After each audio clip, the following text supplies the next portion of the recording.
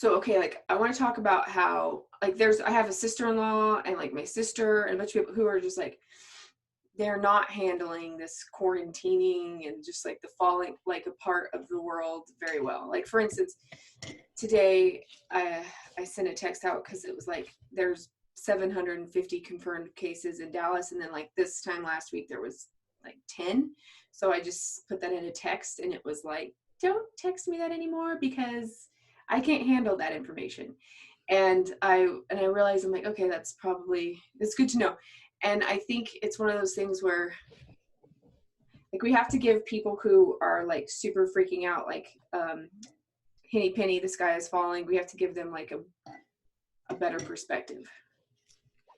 Yeah, perspective or like tools to handle it or what? Well, everything. Yeah. I mean, for me, it's like I see this as this is like a time where we're like getting okay, our society has like been ramping up forever, where it's like you work like 60-hour work weeks and you're proud of that, and you're proud of I only got 5 hours of sleep, and you know, and I just you have to work a full year before you can get your 2 weeks vacation the next year. And I mean, we're just workaholics and we're just crazy and we're always on the go, and this is like a forced like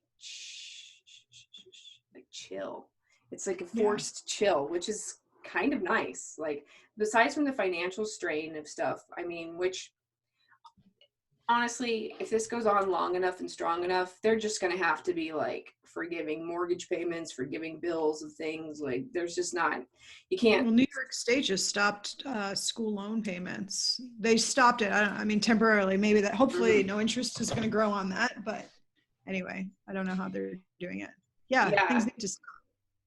They just need to, like, I mean, it's not anybody's fault. It's just like, hey, the global economy has come to a halt. We're like grounded to our dwellings. So anyway, if you get to a point where you can do that and you can stay home, like that is fun, man. Like you get to do so much stuff. So going back to helping people like your sister or whoever else feel really stressed about this, what have you told her to do, or what advice have you given her? Or are you talking to her about anything? You know, it's one of those things where it's like, I mean, like I tell them to take a chill pill and all that, but I hold zero authority over, you know, family members. They're just like, oh, shut up. You don't know anything. And I don't know anything, but there's nothing I can really, they would have to hear their source from somebody else, not from me, you know. Sure. But people who are feeling a lot of anxiety and are really fearful of this, like I mean, I think like the best practices really is to like, I think a lot of people are empathic and they don't even know it. Like my sister, for instance, she doesn't know she's an empath, but she is. Like she was crying the other day because she was saying that we will know somebody who dies from this. Like you will know somebody whose life is affected from that. And then I was just like, you know, you're telling a story, like you're living in a future that hasn't come yet. Exactly. Like, that's not necessarily true. Right. And you know, I mean, you have to like, you cannot start from that position that's a certainty. That's correct. You know, that's just like not how the world works. Yeah. And, you know, and then I well, that's worry. That's what worry. That's like the definition of worry. Something, thinking about the future of something that hasn't happened. I know because I'm a huge worrier, or at least I was. I've gotten that a lot out of control. But yeah, you're right. It would have to come from within. She wouldn't, or from someone else. She's probably not going to listen to you, maybe. But I don't know. Well, I mean, the other thing is that like you have to realize that like instead of focusing on the worst case scenario and all this stuff of this thing, I think it's a perfect opportunity to actually for people to like be in their own sovereignty. Like just be like people aren't allowed to go anywhere, right? So you just can be home. You can like really cater your senses with what you want to put in them. You don't have to watch anything. You don't have to watch. I don't recommend watching the news. Like, what good is it going to do for you to know Absolutely not. the numbers? What good is it going to do for you to know? That doesn't. It's not productive for people to know all the details every day, every minute. it's one thing if you want to be informed every once in a while, but it's another thing to be obsessive about it. Right. So Exactly. I would say stay away from all, you know, if you have to stay away from social media, stay away from social media. Exactly. Tailor the things that you want to watch or the things you want to do. Don't don't freak out and just like this is not like how, you know, you have to realize that the media is also, and all of this stuff is also a business, right? It's just kind of like with 9/11, how you saw the scrolling thing on the bottom of the screen, and news. It never went away from that day forward. They're like, heck, that's an amazing tactic to get people to go, oh, what? Right. So, Or the breaking news bit. Breaking news. yeah, they always have that, and you're like, wow. Yeah, I just had to send an email yesterday to a person that I know that also suffers majorly from anxiety, and she's working from home and not able to leave, and she's self-quarantined and before it was required, a week before. So she was actually at home, or has been at home now. This is her third week. Oh, wow. And she lives in an apartment and has not gone outside. So I think that's partially affecting her mental health. And I was, without telling her what to do, I asked her, like, what is she doing? And of course also tried to suggest, without saying you have to do this or whatever, but, you know, are you watching the news? Maybe it's better if you don't watch the news. And social media, I did mention that. I talked about meditation, of course, and I just told her my routine, because I also suffered more from anxiety. I really don't have that as much anymore, but I had that for a long time in my life. Not like super anxiety, like there are some people that really, really suffer from it, but I was called nervous Nelly when I was a kid, because I'd constantly be worried about something. Right. Constantly. So that's, my family called me that. So I do know how it feels to get worried about and live these things. I could live a future that I haven't had. And I've told you this, and like cry and be like, oh my gosh, like I lived this whole thing. And then one day it occurred to me, oh, wait a minute, I already lived that in my head. I don't need to relive it in real life. Like, it's actually not going to happen because I already experienced it. I had experienced it so much in my head, like, oh, and then this is going to happen, and then this, and it was terrible. But then in the end, it just occurred to me. So then now I just say, okay, you can choose a timeline. If she can understand that you're able to actually choose timelines. So the more that you feed, the more that timeline is either going to happen or you're going to give it energy to possibly happen, then maybe she can move away to say, all right, well, what would you like to see? What would be an ideal situation right now, from the point we're at right now, like going forward, what would you like to see? And then if she can give you some suggestions about or some ideas of what her future looks like, or what the future would look like in a better situation, then she can actually put her energy towards that and hopefully make that not happen, at least to some level, at least in her thought level. In the fourth dimension, it can happen. Yeah, it's true. I mean, I did ask my sister, I was like, I kept on saying like, hey, well, what do you want? And she's like, what do you mean? I was like, what do you want out of life? Like, let's try to imagine a future. Like, how is this going to change things positively? Like, what good is going to come out of this? Right. And she was just like nothing. There's nothing good that can come out of this. And I'm like, no, that's not true. Like, there's so much good that can come out of this. Like let's start brainstorming. Like, I think maybe the food sources are going to be so tied up that maybe people are going to get more connected to their food. Maybe we all will start gardening again. I mean, that's like a really positive thing.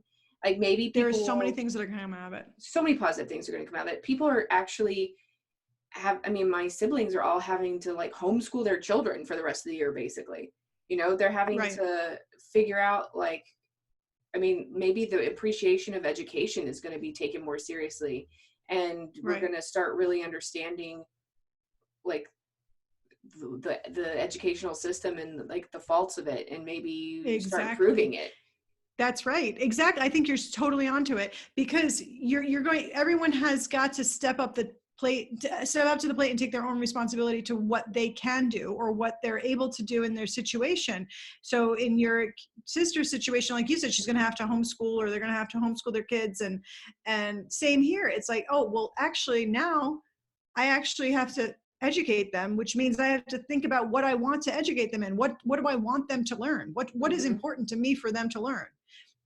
For the last couple of days, I've been having great conversations with Savino about just all sorts of things. I feel like we've been just connecting on a different level. Now I have that privilege. I'm not going to say that everyone does. Some people are really struggling financially. I have the luxury of working from home. I have since before this happened. So it really hasn't affected me in that sense so much, but other people don't. But still, like you said, but sometimes it's kind of forcing them to, like, the kids are home from school. I mean, like, two of my sister-in-laws are forcing them, are teachers, you know, so they're having to like work from home. They're doing like some online stuff with their students, but then they're also having to like homeschool their own kids, you know. And it's like, I remember, like, my sister said to me, yeah, it's like really eye-opening, because the workbook that they gave her kindergarten, or she was like, she went through it in a week. She's done. She's like, it was like, it's too baby for her. She needs more than like what she was getting, you know. And I'm like, okay, well. And then the same thing with the other one. She was like, one of my sister-in-laws was saying that, you know, my niece was like, she just doesn't have enough for her to do. And then my brother was telling me, he was like, with his little boys, he was saying, well, what you don't realize is if you have a class of 30 kids and then you have lunch and recess and like music or PE or all these other activities, all these things that break up the day, you like the 8-hour day, they're not all focused right there. And so there's not even that much, like, he's like, you don't need 8 hours a day if you're just one-on-oneing it. You can do it. You could do it a little bit less time and more effective. Right.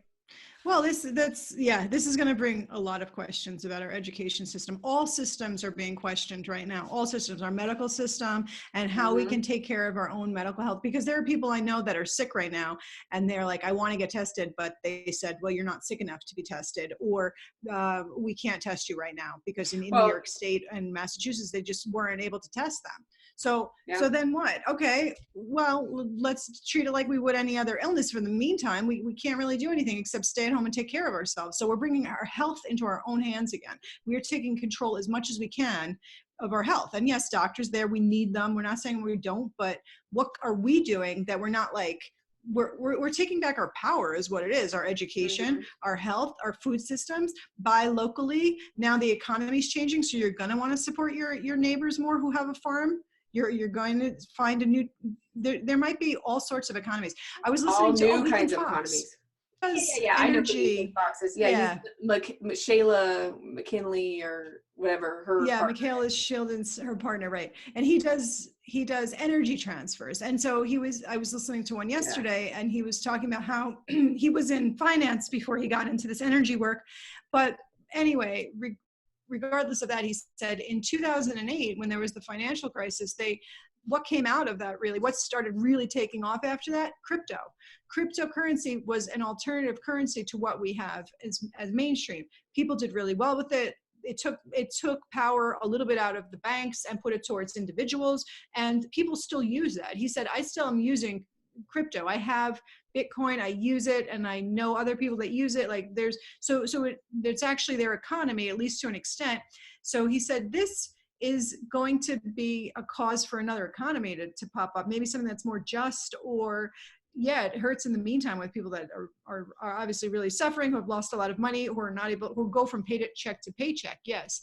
But on the other hand, what's going to come out of this? I think there's a lot of good. Hopefully your sister can see that. And I mean, I think, like, you know, for a long time, we've all kind of, people like talk about it, but we haven't really done anything. But the Federal Reserve is a privately owned corporation that sets the interest rates of the country, and it has us in a perpetual loop of debt to our own country. And you're kind of going like, and who made you, God? And what are you going to do if we don't pay it? Like, who are you? We don't even know who you are. You know, and it's just like, they're not a country. They're just like they're like a private banking institute that's completely taken, and they've made the market. That's the other thing. The entire stock market and all this stuff. Everybody always talks about it all the time. And, you know, whatever. I had a bunch of money in it too, from my 401k, which went down 40%, which is wonderful. Took it out yesterday, by the way. Anyway, the thing is that, like, it's a gambling. That is all. It's all a game. It's all a gambling game. Like, if you own, like, if you buy a stock, it's not even necessarily always a reflection of the company. It's just your perception of how you think the company is going. But it doesn't actually benefit the company itself. Once the initial stock has been bought and they've got their IPO, they've got their initial public offering funds for selling that initial stock, then it's just like secondary market, like you're trading stuff with each other, like you're having a giant legal gambling game. That's what it is. And our entire way we work finances for a long time has been making the middle class smaller and smaller. Right. People are, very few are benefiting, who know how to play this game, who know how to manipulate it, and that's very good for them, and I'm glad they've had a good time, but we don't have to play their game. And like eventually, well, it just needs to be having a fair system, just a system that's more level. And also for people that are investing in stocks and they look at the stock market like as a commodity, because it is, and it's something that you could just all right, well, I want to buy this because I know it's going to do well. But do you actually think about what that means? I remember I worked for a financial advisor when I was like 18, knew nothing. I don't know much more now, believe it. But anyway, I remember him talking about this company that was based in Colombia, and it was a petroleum company. And he's like, I think it's going to do so well, blah, blah. He kept like, that's all he ever talks about. I would be able to hear it. I don't even remember the name of the company, whatever, it doesn't matter. Anyway, at some point, the company didn't do well. And it was unexpected, and it turns out there was something wrong with the rigs, their oil rigs. Okay, fast forward like a year, it wasn't even that much later, all of a sudden I started becoming more conscious of what was going on in Colombia, and there were all these it was pretty much a civil war that was happening with rebels and the oh my goodness, I can't even remember the name, but there was pretty much a civil war happening.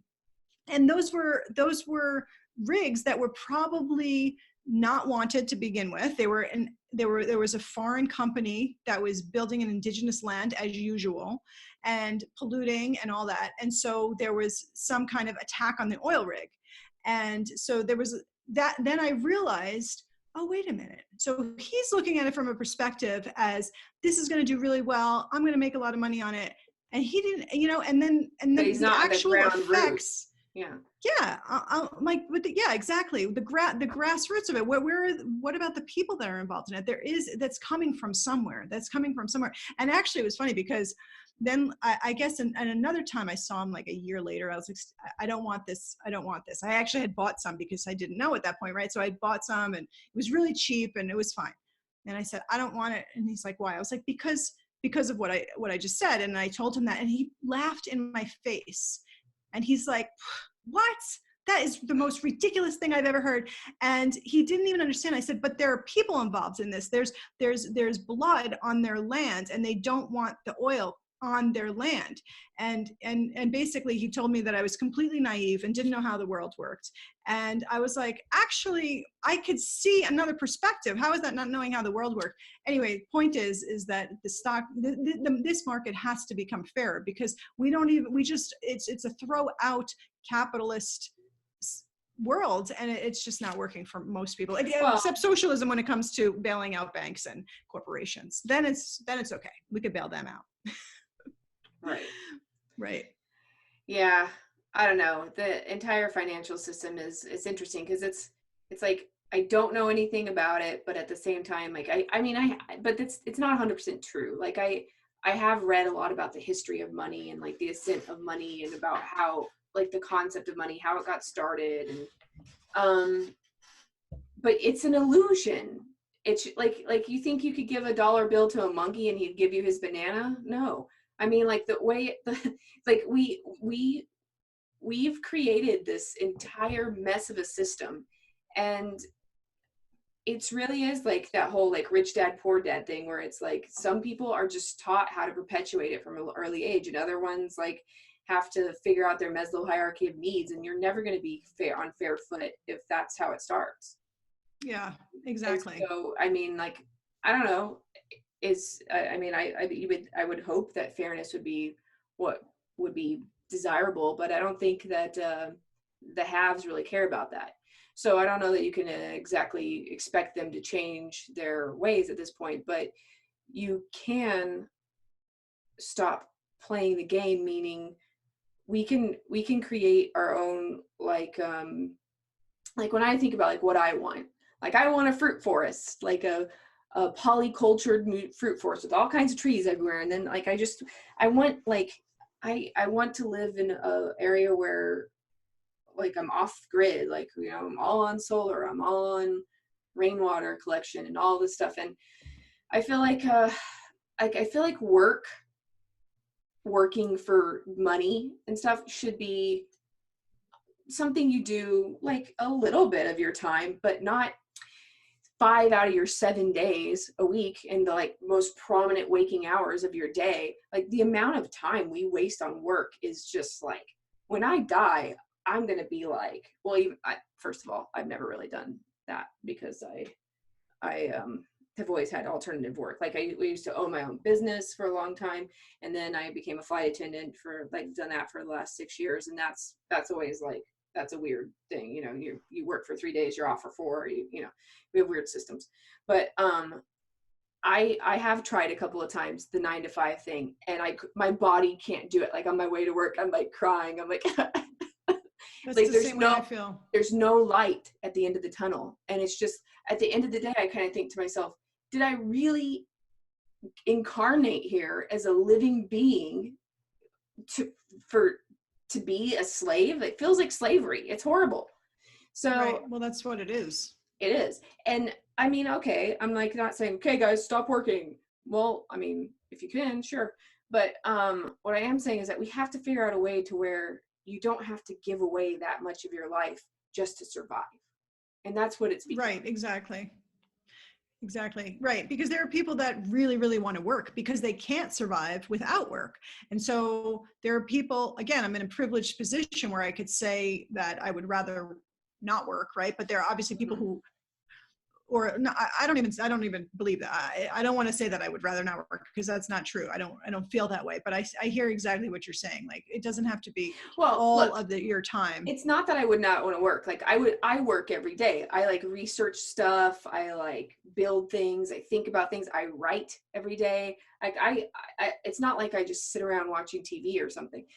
But do I want to do somebody else's task for them for this paper thing, like 60 hours a week or 40 hours a week? No, like that's too much. That is too much just so that I can have enough of this paper so that I can exchange it for the commodities that I need to survive. Yeah. And also, right, because the more things that you have, the more things you have to pay for and you need. So it's just a typical conversation about society kind of forcing you to fit into this mold. And there are so many of us that just don't fit that mold. We just don't want that type of lifestyle. And probably most people actually really don't when they think about it. You know, I mean, they sometimes just don't know any alternatives though. Right. And exactly. Like, what else is there? It's like, then you're homeless. You living in a tent. Yeah. Right. Portland. Exactly. I don't know. Right. Yeah. No, it's a tough call, but I think that's part of what this change is about, because who is voluntarily going to just say, okay, this has to end? I think at some point systems have to change. So there's a lot of question right now. People are writing like, how did this start? Do you think it was, who started this? It wasn't intentional. Why is this happening? And if you really just look at it from an outside perspective and try not to get just observe it, it's like, well, you know what? It's a catalyst for changing other things. Like how much longer could we have gone on doing what we're doing?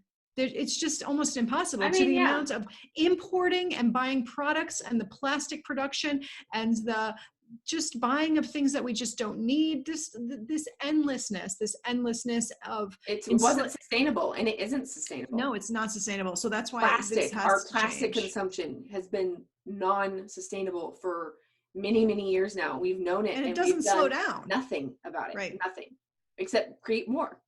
Right. Right. And that's where a lot of the petroleum goes to. It doesn't just go to gasoline. Cars. Yeah. Right. Yeah. Yeah. So I don't know. So I encourage everybody to start like coming up with new ideas.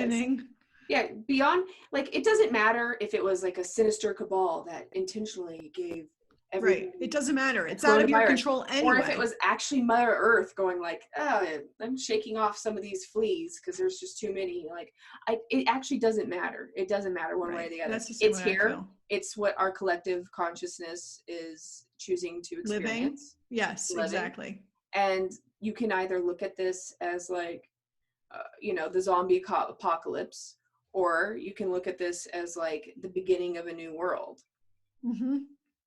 I totally agree. I remember, I'm sorry that your sister doesn't feel that anything good can come out of it, or people like that, because that's really sad, because then we have people that have lost hope. And once you lose hope as an individual or society, you're much more controllable, number one.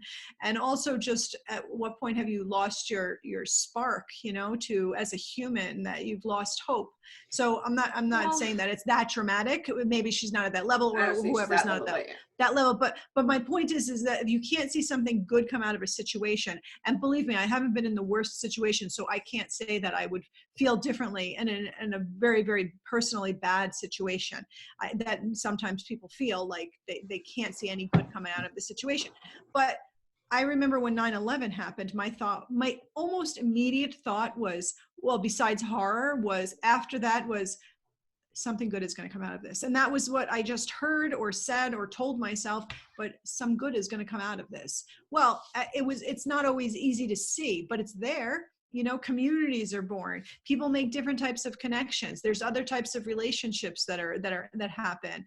People come together. There's just there are other things that happen because of that. It's never all one way or the other. I mean, you realize your immortality and your impermanence, right. Sometimes, and like that is like that's a valuable lesson to learn, I guess, and like, we realize that we are not impermeable, or as a country or whatever, like, I mean, there's a lot of interesting things that can come, or that have and do and come out of everything. Kind of really messed up airport security forever. Have to. Yeah, right. That's true. That's the most annoying thing that for me. Well, I'm rereading a book that I haven't, that I read years ago called Praying Peace. And I'm at this point where, you don't bring peace. You don't bring peace. Peace is always there. So if you go into different regions, the part of the book talks about how there were these, there was a musician who went to who started making like this peace music. Something just inspired him to do that. And then he was invited to all these war-torn regions all over the world. And whenever he went to play, he would go into play in like Iraq during, right before like in the 1990s when there was attacks under George Bush Sr. and like attacks stopped in the moment, like because these large gatherings of people came and they were peace gatherings, and then things changed. And it may have not been long term, and still other things came later, but in the moment there were actually high level people that made decisions where there was originally bombings that were supposed to happen that just were called off. So there's things that are there, and the point is that we didn't bring peace. There's always peace regardless of where you are. So just be it. So whatever it is, if you feel anxiety in the situation, but you have to realize that there's always something else there. It's never just one way. I like that.